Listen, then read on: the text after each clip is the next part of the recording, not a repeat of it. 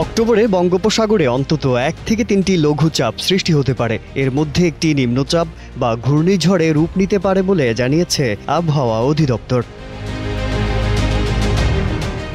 দীর্ঘমেয়াদী আবহাওয়ার পূর্বাভাস অনুযায়ী এই মাসে স্বাভাবিক বৃষ্টিপাতের সম্ভাবনা থাকলেও 2 থেকে 4 দিন মাঝারি থেকে তীব্র বজ্র বৃষ্টি এবং 3 থেকে 5 দিন হালকা থেকে মাঝারি বজ্র বৃষ্টি হতে পারে। দিন ও রাতের তাপমাত্রা স্বাভাবিকের চেয়ে সামান্য বেশি থাকতে পারে। নদ নদীর প্রবাহ স্বাভাবিক থাকার সম্ভাবনা থাকলেও ভারী বৃষ্টির কারণে দেশের উত্তরাঞ্চল, উত্তর পূর্ব ও দক্ষিণ পূর্ব পার্বত্য এলাকায় স্বল্প মেয়াদী বন্যা হতে পারে।